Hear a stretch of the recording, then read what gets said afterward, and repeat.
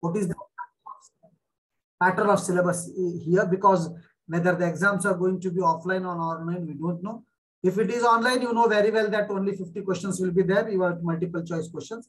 But if it is offline, let us see what is the pattern that I will discuss you once the notice comes. Okay, and almost all I will tell you once again, chances of offline exams are bright this time. Chances of offline exams are very bright this time. Okay, so now what you have to study first, what is definition of soil and soil engineering, what is the application areas, and again I will repeat you, 70 to 80% application of soil in geotechnical engineering or civil engineering is foundation only. Let it be the foundation of bridge, let it be the foundation of dam, let it be the foundation of road, let it be the foundation of any building or mall or school building, hospital, anything. So main application is foundation. Then some other applications are also there. We will deal with that one. Of course, suppose if you are constructing an earth dam. Earth dam माहिती ना तुम्हाला, शिकलात water resources, अर्थ dam काय, gravity dam काय. अर्थ dam मध्ये material क्या रहता है, अर्थ डैम में जो भी मटेरियल आप लोकली अवेलेबल मटेरियल यूज करते, जो सॉइल रहता है वही भर भर के करते, तो वहां पर सॉइल के प्रॉपर्टीज पक्का मालूम होना बहुत जरूरी है आपको. तो एक एप्लीकेशन सॉइल इंजीनियरिंग का, ये एक एप्लीकेशन ये भी है. One of the application is what where it is applied, that also it is there. And next what we are studying is three phase soil system. ये three phase soil system है क्या, मैं आपको अभी detail में बाद में बताता हूँ. तो देखिए जो सॉइल रहता, when you take it, तो सॉइल में तीन चीजें इंपॉर्टेंट है. एक जो आपको आंखों को दिखता, आप छू के महसूस कर सकते, सॉलिड पार्ट. मिट्टी बोलते हाथ में उठा लो, सॉलिड पार्ट आता है. लेकिन कभी कभी ये ड्राई रहा तो वाटर कंटेंट जीरो रहता, but sometimes it is moist also, sometimes it is saturated also. Saturated रहा तो अलग बात है, अगर से moist रहा तो थोड़ा पानी रहता उसमें, और पूरा अगर से saturated नहीं रहा तो थोड़ा हवा भी रहता. तो what I want to say here is in soil, three phase soil system means one, air is there, second is water is there, and third solid part is there. तो इसको बोलते थ्री फेज सॉइल सिस्टम. तो मैं आपको अभी diagram वगैरह सब आगे की क्लासेस में डाल के बताता हूँ. सो soil is made up of three phases, first air, second water, third solid part. Suppose करो सॉइल टोटली ड्राई है, सॉइल टोटली ड्राई है, तो वहां पर वाटर जीरो हो जाता, तो सिर्फ एयर और सॉलिड रहता, एयर और सॉलिड. या नहीं, चलो सॉइल इज टोटली सैचुरेटेड, पूरा पानी में, उसमें हर पार्ट में, हर वाइड्स में पानी भरा हुआ है, तो वहां एयर को कुछ जगह कहाँ रहती, जब पानी रहते वाइड्स में तो एयर को कोई जगह नहीं रहती, तो वहां पर भी टू फेज हो जाता, मतलब वाटर एंड सॉलिड. तो ड्राई है तो air and solid, if it is totally saturated, if it is water and solid, and in all other cases generally this is the three phase system, means soil is made up of air, water and solids. Soil is made up of air, water and solid. This you will study. Of course I will go in detail also, you need not worry about it. Just the introduction I am giving you today. Second, you have to define soil and soil engineering. The basic thing which the university has left now is origin of soil and how soil is transferred and prepared, how the soil is going to happen. ये बड़े बड़े जो पत्थर दिख रहे हैं आपको, ये कुछ दिनों के बाद, बहुत साल लगते, 100 साल लगते क्यों नहीं, वो सॉइल बनने वाले एक दिन. कब तक रहेंगे, कितने दिन सन को, बारिश को कितना बर्दाश्त करेंगे, कब तक हवा को रोक, ये सब जो भी है, विंड है, सन है, वाटर है, एयर है, इनका सब इफेक्ट उस रॉक पे गिरेगा, और रॉक क्या जाएगा, टूट जाएगा, डिसइंटीग्रेट हो जाएगा, फिर डिसइंटीग्रेट होकर और बह जाएगा, और जाके कहीं जाके गिरेगा, फिर पानी में जाएगा, फिर डूब जाएगा, मतलब फिर ऊपर आएगा, मतलब ये सब प्रोसीजर होके होके रोल होके होके होके वो जो रॉक है वो सॉइल हो जाता है. So what is the origin of soil, what is the history of soil, and how the soil is formed. What are the different conditions, weathering क्या है, ये सब आपके सिलेबस में यहां पर नहीं है, लेकिन गेट एग्जाम के लिए you go through it, you study it there. In GATE exams, it is there.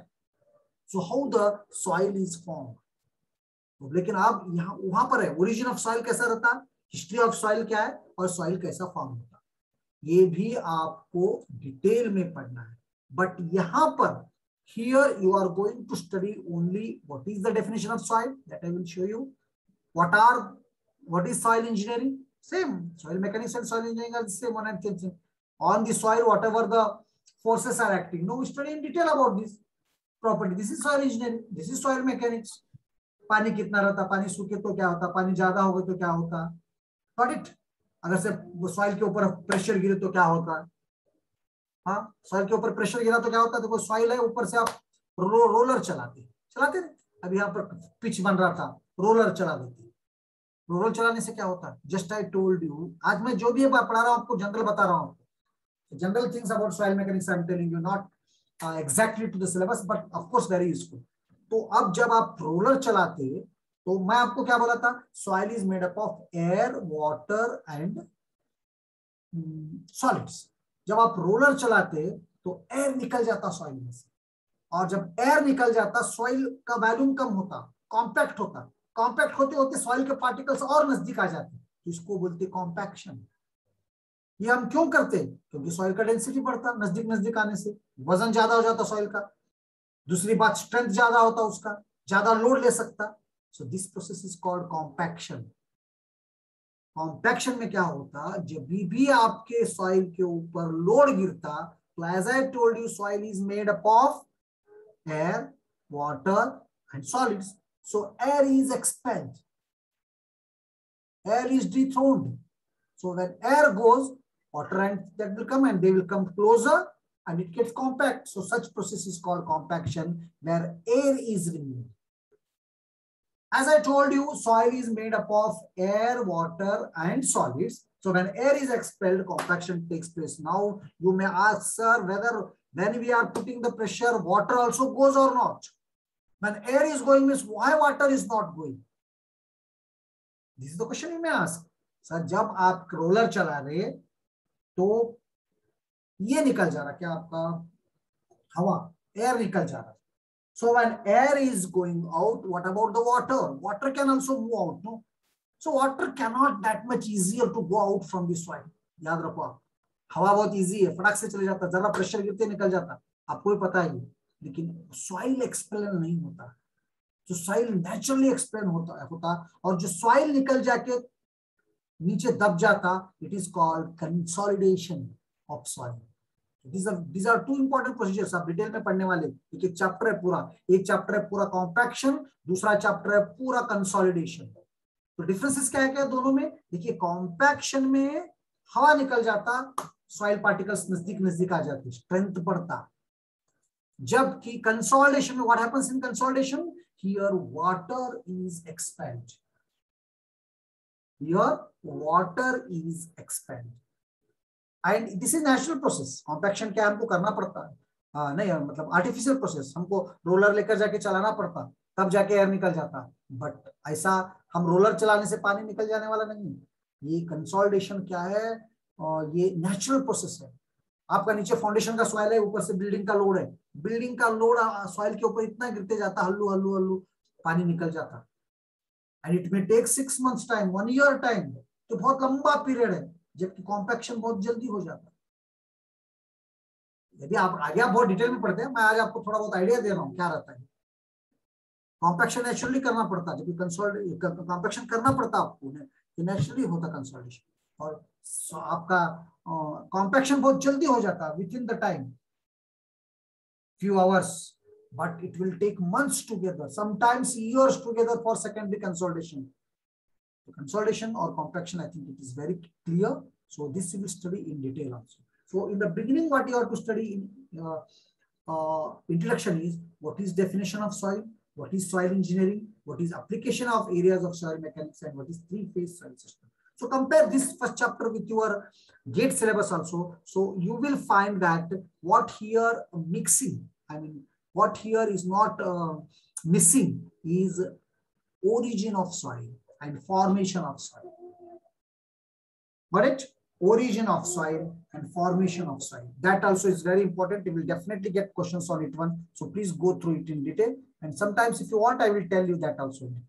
So after studying this one in the first unit, what we are going to study is terminology is used in basic soil. Voids ratio क्या है, porosity क्या है, degree of saturation क्या है, percentage air voids क्या है, air content क्या है, different densities है, units weights है, different बहुत टाइप के, bulk density है, dry density है, saturated density है, submerged density है, same unit weight भी same है, dry unit weight, submerged unit weight. What is the difference between unit weight and density? Unit weight and density. Can anybody tell me what is the difference between density? Chat box में लिखो या unmute होके बता सकते हैं आप. What is the difference between density and unit weight?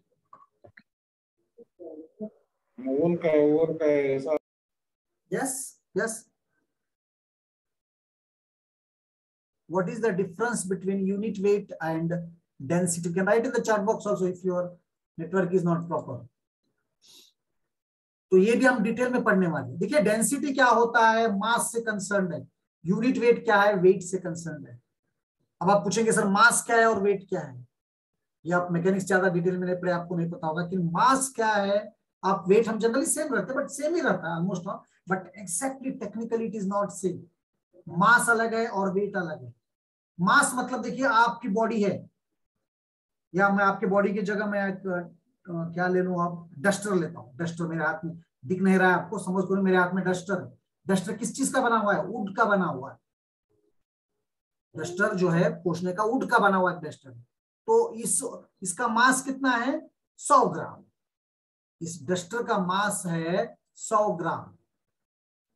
Yes Vaibhavi, unit weight is weight by solid by volume of solid बेटा, right. What about density then Vaibhavi, you write the density of definition. तो यहां पर जो मेरे हाथ में duster है, ये डस्टर किस चीज का, वुड का बना हुआ है. मतलब वुड के छोटे छोटे छोटे छोटे पार्टिकल्स मिलके ये डस्टर बना हुआ है. तो ये 100 ग्राम इसका मास है. इसका मतलब ये वुड के पार्टिकल 100 ग्राम के हैं. मटेरियल 100 ग्राम का है. अगर से मैं बोलूं ये यूनिट वेट इसका 100 ग्राम है, इसका यूनिट वेट डेंस 100 ग्राम है, तो ये 100 ग्राम वेट से ग्राउंड की तरफ अट्रैक्ट हो रहा, नीचे आ रहा. It is called weight. So that is the difference between density and weight. Density is scalar quantity, sorry, mass is scalar quantity, weight is vector quantity. सब बेसिक बता रहा हूं मैं आपको. और आप पूछेंगे सर स्केलर क्या है, वेक्टर क्या है. स्केलर को डायरेक्शन नहीं रहता, सिर्फ मैग्नीट्यूड रहता, जबकि वेक्टर को डायरेक्शन भी रहता और ए भी रहता. यस बेटा वैष्णवी. वैष्णवी से it is mass by volume is density, weight by volume is unit weight. So what is mass, mass का फोर्स से कोई लेना देना नहीं है, जबकि वेट का जो है कितने फोर्स से ये नीचे की तरफ आ रहा, उसको बोलते वेट. मास मतलब वो किस चीज से बना हुआ है. आपकी बॉडी है, आपका मास 60 kg, मतलब आप में खून इतना है, हड्डियां इतने हैं, मसल्स इतने हैं, आपके नाखून इतना है, बाल इतने हैं, ऐसा हुआ. वेट मतलब आपका वेट 60 kg है, मतलब आप 60 kg से नीचे की तरफ अट्रैक्ट हो रहे, acceleration due to gravity, ground नीचे की तरफ. This is called weight. और याद रखो मास कहीं भी जाओ आपका सेम रहता. अब आप बोलेंगे मेरा मास 60 kg है, आप दिल्ली जाओ आपका मास 60 kg, आप अमेरिका जाओ आपका मास 60 kg, आप जापान जाओ आपका मास 60 kg है. लेकिन वेट क्या होता, हर जगह आपका चेंज होते जाता. बस उतना चेंज नहीं होता आपके अर्थ पे, इतना चेंज होने वाला है नहीं, क्योंकि यहाँ 9.81 है तो कहीं 9.8 रहता, कहीं 9.79 रहता, कहीं 9.82 रहता. बट थोड़ा बहुत वेट आपका फर्क पड़ेगा. आपका वेट यहाँ जितना है दिल्ली में उतना नहीं रहेगा, कम होगा या ज्यादा होगा depending on the value of g. उसी तरह आप अमेरिका में या जापान में है, based on it also the weight में change from place to place. Weight में change from place to place. आप चांद पे जाओगे तो can anybody tell me, suppose if your weight is 60 kg here, what is your weight on moon and what is your mass on moon. Please write in the chat box. Suppose your weight in Pandharpur is 60 kg. Mass is also 60 kg. Mass and weight are 60 kg in Pandharpur. What are your mass and weight on moon? Chand par. आप chat box में लिखिए। आप यहाँ पर 60 kilo के है, मास भी 60 kilo है, वेट भी 60 किलो है। Suppose if you go to moon and what is your mass there and what is your weight there, please write in the chat box.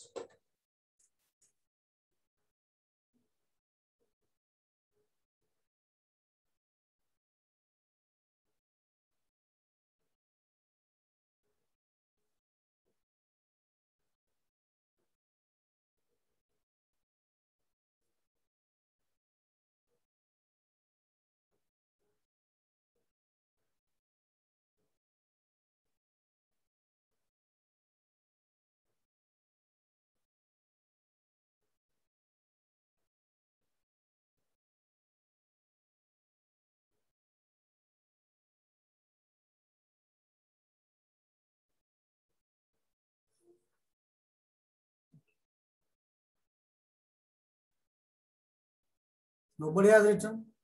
आप 60 kg है पंढरपुर में, आप चांद पे जाने के बाद आपका मास कितना है, वेट कितना है, कुछ तो लिखो। सुन रहे क्या नहीं मुझे? कम से कम एटलीस्ट आप गलत भी लिखे तो मालूम तो होता है आप सुन रहे क्या नहीं। चुप ऑन रख के मत बैठो कहीं पे, कुछ सीखा करो।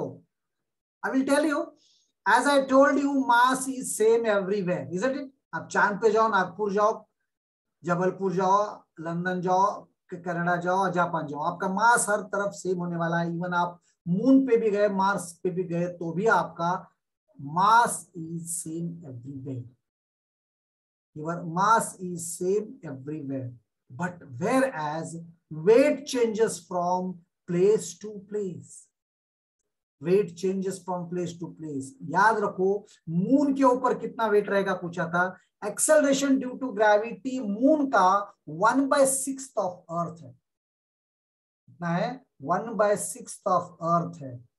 So she is saying weight is 101.4 Newton, means how many kgs बेटा? यहाँ आप 60 kg नहीं, तो मैं आपको बोलूं यहाँ पर अगर से आप 60 kg है तो वहां पर मास 60 kg रहेगा आपका, लेकिन वेट जो है आपका 10 किलो हो जाएगा। आप मून पे जाओगे, अगर से आप 60 kg के यहाँ पर है तो वहां पर आपका वेट 10 kg हो जाएगा। Why it is so? It is because acceleration due to gravity there is 1/6 of that of Earth here.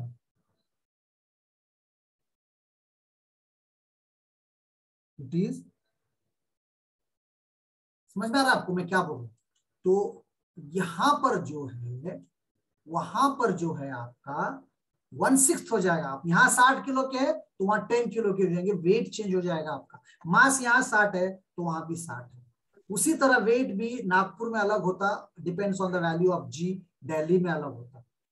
तो याद रखो मास और वेट में फर्क है, और जो मास बाय वॉल्यूम रहता वो डेंसिटी रहता, और मास बाय वेट, जो वेट बाय वॉल्यूम जो रहता वो यूनिट वेट रहता। बट हमारे यहाँ जो जी का वैल्यू है बहुत कम फर्क पड़ता है, इसलिए we take generally in calculations mass and weight are same in most of the cases, when specially when we are finding ratios.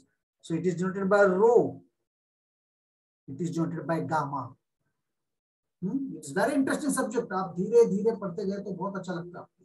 उसके बाद फील्ड डेंसिटी कैसा निकालना, कोकटर मेथड है, सैंड मेथड है। स्पेसिफिक ग्रेविटी कैसा निकालना, ये मैं आपको वर्चुअल लैब करूंगा, लैब में भी बताऊंगा, सिखाऊंगा भी आपको। उसके बाद डेंसिटी इंडेक्स क्या है, उसके बाद सॉइल कंसिस्टेंसी, 3 लिमिट्स है। What is Atterberg's limit, what is इसका सिग्निफिकेंस का। इसके बाद सॉइल क्लासिफिकेशन है, सॉइल को हम कैसा क्लासिफाई करने वाले हैं, how the soil is going to be classified by different methods. So इतना करने पर आपको पहला चैप्टर हो जाएगा। देखिए बड़े बड़े चैप्टर है बहुत, और I have to go in detail. मैं जो फास्ट करके सिलेबस खत्म करा, आपको समझ में नहीं आया तो we will take extra classes, don't worry, but you should be perfect in the things, you should be perfect in the things whatever I teach you. Got it here till now, whatever I taught? Now what is the second unit? Second unit is a flow of water through soil. Flow of water through soil.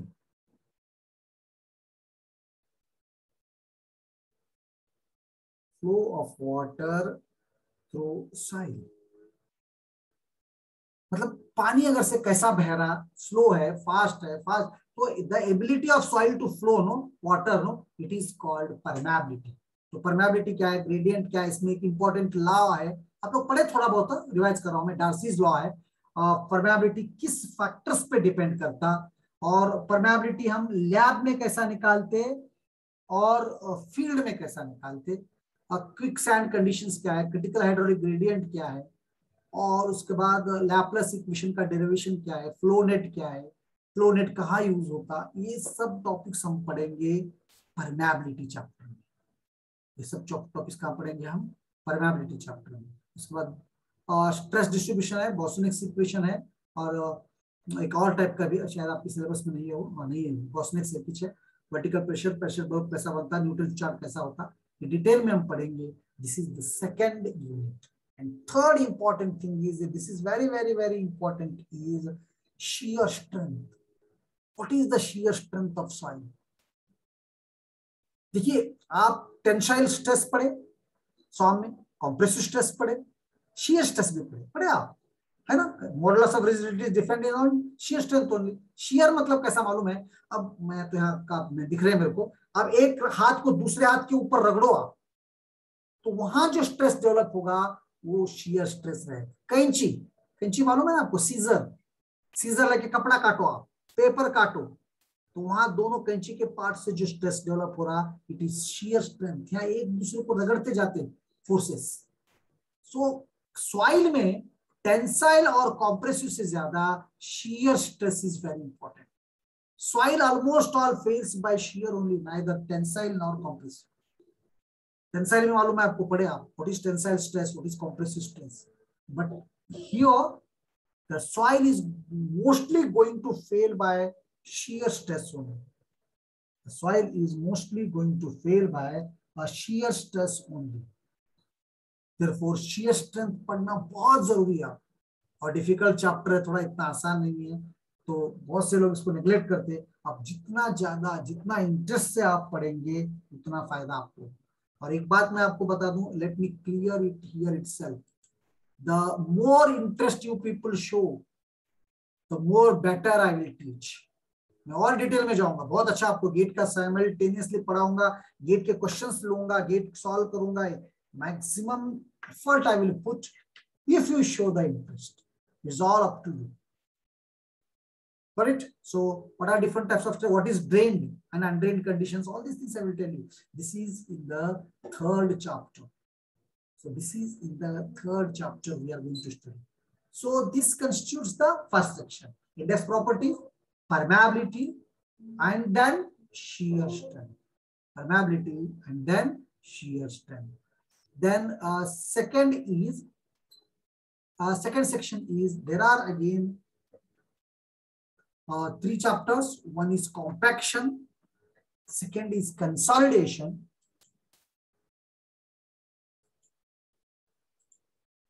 one is compaction, second is consolidation. Compaction, what is compaction in detail I tell you.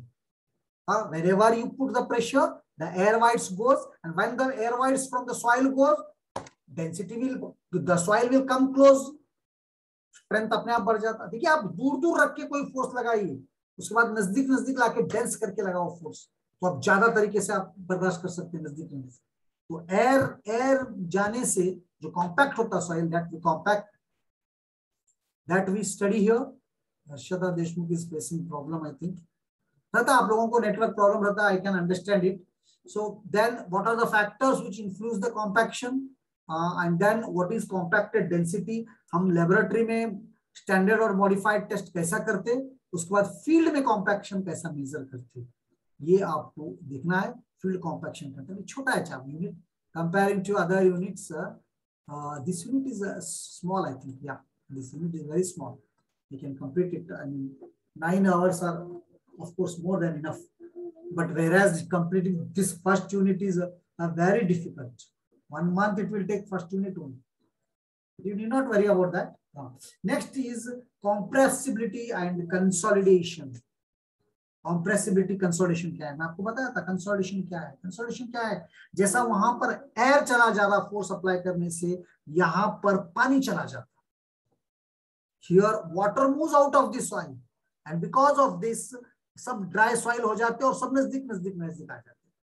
देखिए आपका पानी निकल गया तो soil solid sponge बच जाते और वो नजदीक नजदीक आते और कॉम्पैक्ट होता।